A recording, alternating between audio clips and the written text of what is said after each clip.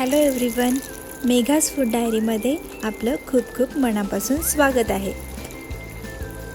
तर आज आपण बनवणार आहोत हराभरा कबाब. एकदम वेगळ्या पद्धतीने बनवते. त्याला आपण नाव देऊ तुअर कबाब, कारण हे मी तुरीच्या दाण्यापासून बनवणार आहे. तर सुरू करूया. ह्यामध्ये लागणारे साहित्य बघूयात. ह्यासाठी आपल्याला लागणार आहे बेसन, पनीर, जिरे, गव्हाचं पीठ, काजू ऑप्शनल आहेत, तांदळाचं पीठ, मीठ आणि आमचूर पावडर. हे सुद्धा नसलं तरी चालेल. नेक्स्ट आपल्याला लागणार आहे कोथिंबीर, हिरव्या कांद्याची पात, हिरव्या मिरच्या आणि तुरीचे दाणे.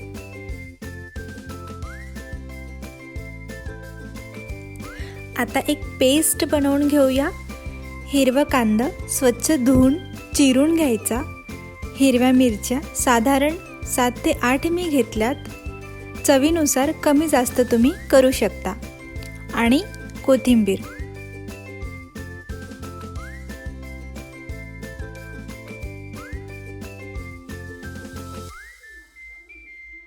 ह्याचं छान फाईन पेस्ट करायची आहे.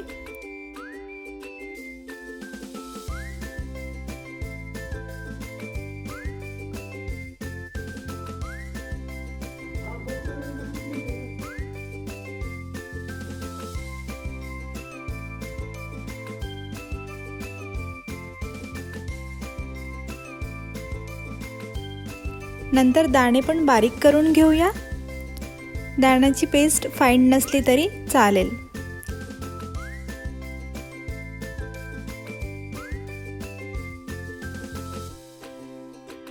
आता ह्यामध्ये ॲड करूया 2 टेबलस्पून तांदळाचे पीठ, 1 टेबलस्पून बेसन आणि 1 टेबलस्पून गव्हाचं पीठ, अर्धा टीस्पून आमचूर पावडर, चवीनुसार मीठ.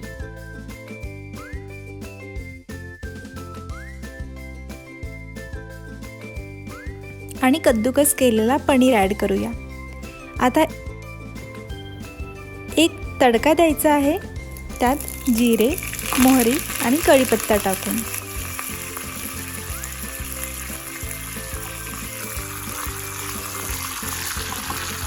मग पूर्ण साहित्य एकजीव होईपर्यंत मिक्स करून घ्यायचं.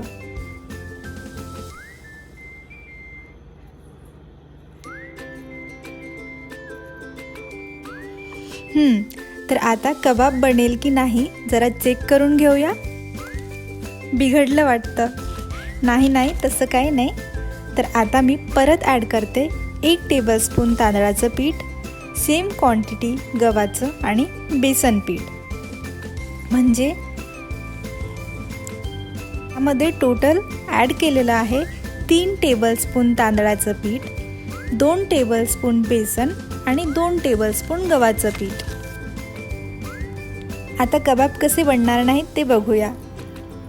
आणि आपण पनीर यूज केलं आहे, त्याऐवजी उकडलेला बटाटासुद्धा आपण घेऊ शकतो. तुम्ही बघू शकता आता मस्त इझिली बनत आहे.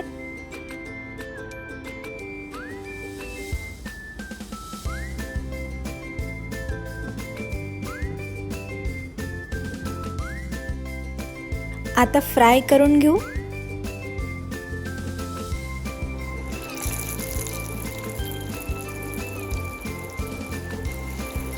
तुम्ही ह्याला शॅलो फ्राय किंवा डीप फ्राय सुद्धा करू शकता.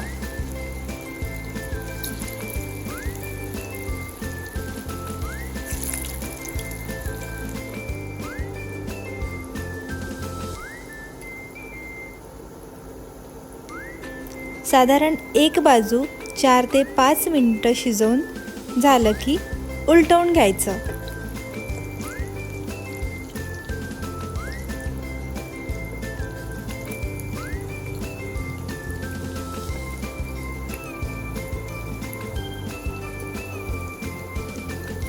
दोन्ही बाजूने छान शिजवून घ्यायचं.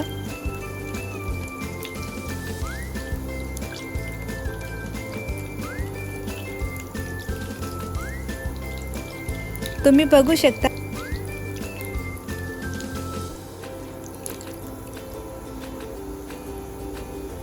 मस्त असा रंग आलाय आणि क्रिस्पी झालेत छान.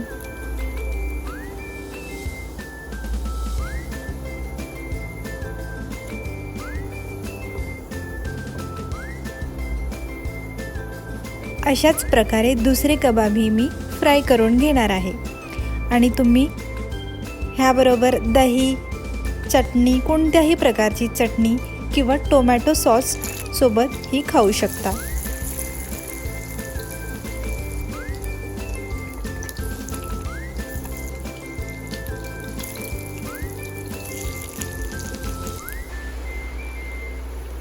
आणि हे आपले क्रिस्पी कबाब बनून तयार आहेत.